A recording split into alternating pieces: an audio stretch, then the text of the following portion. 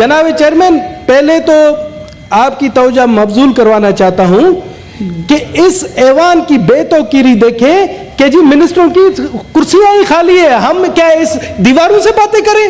Sir मैं यही कह रहा हूं कि ऐवान का अगर आपने तकद्दुस बहाल करना है तो आज एक रूलिंग दे, इस चेयर से रूलिंग दे कि जी कोई अगर मिनिस्टर हाजिर नहीं होगा तो उसे 10 दिन के लिए मुअत्तल किया जाएगा, वरना इस तरह से सर ऐवान नहीं चलेगा कि हम बैठे दीवारियों को सुनाए या बैठे सहाफियों को सुनाए, यहां पर चंद वो हमारे बैठे हुए विजिटर उनको सुनाए। सर ये हमारी इज्जत है, ये तजलील हो रही है।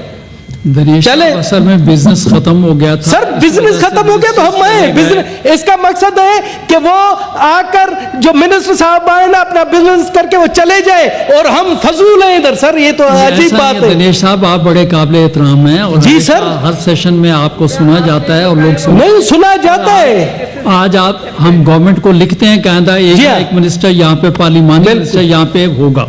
Thank you sir. अभी आता हूँ सर, मैं अपने 5 मिनट से ज्यादा मत लीजिए सर, सबको 20-20 मिनट दिए, मुझे 5 मिनट ले लें अगली दफा आप। जी सर मैं आता हूँ। सर वो 0-0 तो कर दें, फिर कहेंगे कि 5 मिनट 0। मैं इधर मेरे पास घड़ी है, मैं देख रहा हूँ। नहीं सर उधर से कर दे 0-0। जनाब चेयरमैन, मैं अब आता हूँ अपने मुद्दे पर। 26, 27, 28 तारीख को इस माह की अप्रैल की कल हिंगलाज माता का मेला मुनक्कद किया गया बलूचिस्तान में, जहां पर लाखों की तादाद में यात्री आए। बलूचिस्तान की सरजमीन प्यार और मोहब्बत की सरजमीन है, जहां पर हमें कहा जाता है कि जी पाकिस्तान में इंतहा पसंदी है, पाकिस्तान में अदम बर्दाश्त है। तो मैं उनको दावत देता हूं कि बलूचिस्तान में आए और देखें कि हिंगलाज माता के मंदिर में किस आजादाना तौर पर लाखों यात्रियों ने अपनी मजहबी इबादत की। और मैं कहता हूं कि जितनी बर्दाश्त, जितनी मजहब हम आएंगी बलूचिस्तान में, पूरे मुल्क में आपको नहीं मिलेगी। जनाब चेयरमैन, ये हमारे बलूचिस्तान की खूबसूरती है। और इस यात्रा में तकरीबन कोई 90,000 यात्री सिंध से आए और हमने उन्हें वेलकम किया। काफी यात्री पंजाब से आए, उन्हें हमने वेलकम किया। मैं शुक्रगुजार हूं गवर्नमेंट ऑफ बलूचिस्तान का कि तमाम तर सहूलतें यात्रियों को दी। मैं शुक्रगुजार हूं मैं अपनी पाक फौज का, जिन्होंने हमें सिक्योरिटी वाला माहौल पैदा किया। मैं शुक्रगुजार हूं अपनी लॉ एनफोर्समेंट एजेंसीज का, जिन्होंने इस मेले में अहम किरदार अदा किया।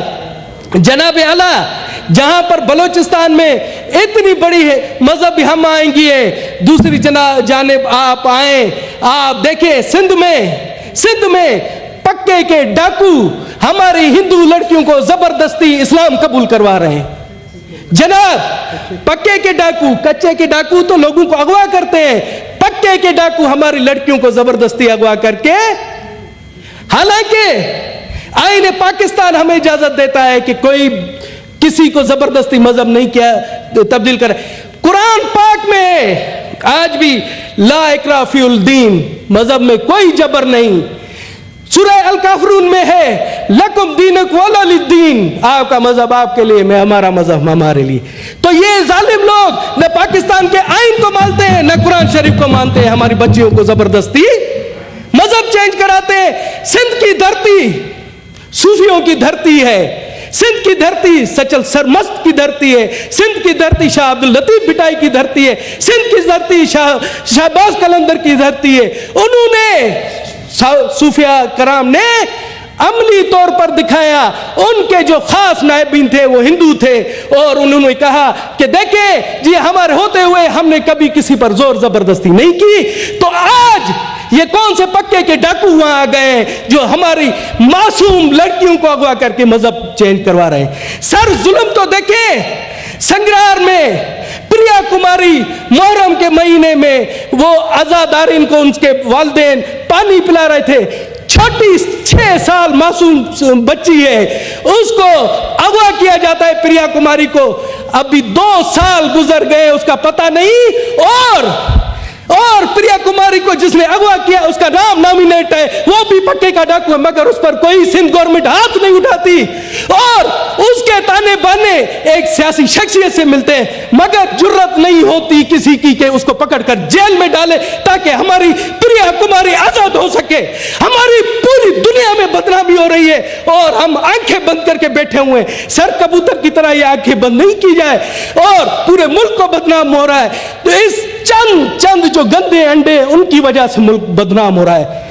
मैं चाहता हूं कि आप उस पर रूलिंग दें कि हमारी मासूम बच्ची प्रिया कुमारी 6 साल जो 2 साल से जालिमों की कैद में है और हमें तो शक है कि उससे भी मुबैना तौर पर जबरदस्ती मजहब कबूल करवा लिया गया है।